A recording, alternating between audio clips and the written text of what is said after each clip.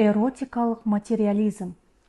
Логотерапияда қызғанышты эротикалық материализм деп атайды. Енді мынадай сұрақ. Қызғаныш ғашықтықтан шыға ма, құмарлықтан шыға ма? Қалай ойлайсыз? Бұл тақырыпта пікір қайшылығы көп. Бірі қызғанышты нағыз махаббаттың көрінісі дейді. Екінші бірі қызғаныш қызыл ит деп оны бойына жолатпауға тырысады. Шынайы махаббат дейін десең, қызғаныштың соны үнемі ұрыс-керіске ұласады. Керісінше махаббаттары сөніп, бір-бірін жек көруге дейін алып барады. Кейде оның арты қылмысқа, қайғылы оқиғаларға ұласады. Бірде Түркияның Кайсери қаласында бір түрікпен жолықтым. Қызметі түрме күзетшісі екен. Түркияның экономикасы жақсарды, түрмеде қылмыскер азайған шығар деп сұрадым. Қайдағы азайған? Орын жетпейді деп жауап берді. Бұрын жоқшылық ет, соған сәйкес ұры-қары да көп болды. Қазір Түркия жақсарды. Енді не қылмыс жасайды дедім. Іштей террористерді айтатын шығар деп ойладым. Әйелін қызғанып өлтіріп тастағандар жиі түседі. Ойбай, не дейді тағда? Сүйіп қосылса кімнен қызғанады?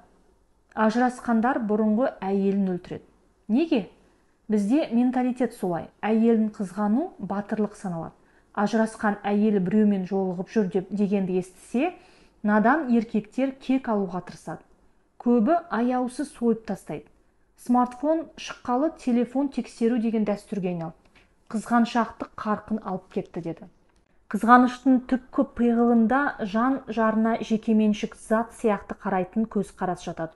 Ол менің ғана затым, өзім ғана иеленем деп түсінеді. Бұл көбіне айуандағы инстинктті еске түсіреді. Қызғаныш жануарда автоматты түрде іске қосылады. Ұрғашыға таласқанда бірін-бірі аяусыз өлтіріп тастайды. Себебі үйірді махаббатпен емес, азу тіспен, үреймен ғана басқарады. Ұрғашы аңның көңілін аулағанда да осы тәсілді қолданады. Олай болатында жөні бар. Себебі айуанда махаббат феномені жоқ, тек құмарлық бар. Өзге аңды көргенде инстинкті мынау сенің затын тартып алады деп дабыл қағады. Адамда басқаша. Сүйгенін инстинктпен емес, махаббатпен таңдайды. Қайталанбас мінезімен ғана өзгені ғашық ете алады. Себебі жер шарындағы әрбір адам жеке индивид. Құдайдың құдіретін осыдан көруге болады. Біреуінің мінезі, қабілеті, тағдыры екінші біреуге ұқсамастай етіп жаралған. Осы ұқсамас даралығының өзі махаббатқа рен беріп тұрады. Біреудің орнын екінші біреу баса алмайды. Мысалы, қозы көрпеш Баян сұлуды алайық. Қозы жер бетінде ешкімге ұқсамас дара болмыс. Өмірге бір-ақ рет келді. Баян оны көріп ғашық болды. Сезімі шынайы махаббатқа ұласты. Бір күні қаскөй қодар бәйкүнә қозыны өлтіріп тынды. Баян оның өлімін көтере алмай, өзі де ажал құшты. Екеуі бір молаға жерленіп, мәңгілік махаббаттың символына айналды. Егер өмірде қозыдан аумайтын, оның ер мінезін айна қатесіз қайталаушы және бір ер болса, неге соған тұрмысқа шығып бақытын баянды етпеске? Тәңірлік табиғаты бойынша махаббат қайталанбас даралыққа құрылады. Қайталанбас екі ғашық бірін-бірі дәл тапқанда махаббат ұшқыны лап ете қалады. Егер өзіңді және жан жарынды 18 мың ғаламда қайталанбас дара жан екенін сезіп, көріп біліп тұрсан, ортаға менен аумайтын тағы біреу келегет деген күмән ойдың туын өзі абсурд емес пе? Шынайы махаббаттың шұғыласына шомылсан, сенде жалғыз ғана проблема қалады.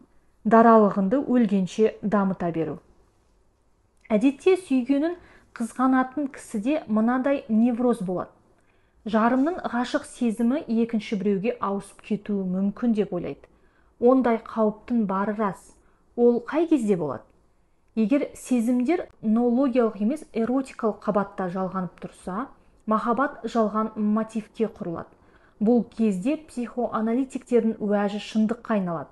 Себебі бұл қабатта қайнап жатқан сезімдер өте тұрақсыз. Арадағы сезімді сұлу сымбат пен сексуалды темперамент қана ұстап тұрады.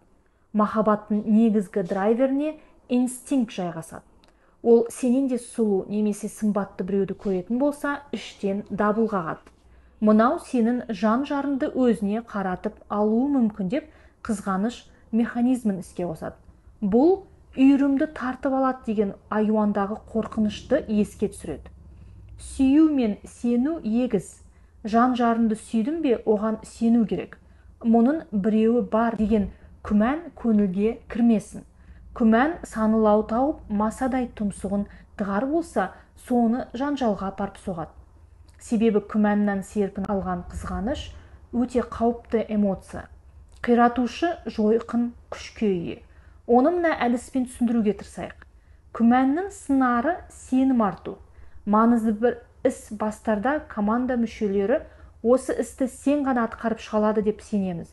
Әуелі Құдай, сосын сенің білімің мен білігіне сендік, баста бізді деп сенім артса, сол сәтте тұла бойына қосымша күш құйылады. Көптің сенімін ақтау үшін бүкіл жігерінді сарқа жұмсайсың. Сенімін ақтап, адал берілген сайын олардың да саған деген құрметі мен адалдығы арта түседі. Орынсыз күмәнданып бастағанда осы процесс кері айналады. Сол сияқты жан-жарына сенім артсаң, байланыс беки түседі. Адалдықты сен емес, махаббаттың өзі талап етіп бастайды. Жарына қаратып, мен сені сүйдім, маған адал болуға тиіссің деп талап етпейсің. Дұрысы, махаббат сәулесімен байи түстім, өлгенше осы сезімге адал боп қалуым керек деп өзіне серт беруге міндеттісің. Ал күмәнданып, түртпектеп тексере берсең, сезім шіркін су сепкендей басылады. Сүйіктің сенен алыстай түседі. Құр босқа адалдығына селкеу түсіріп, оны өзгенің құшағына құлатып тынасың.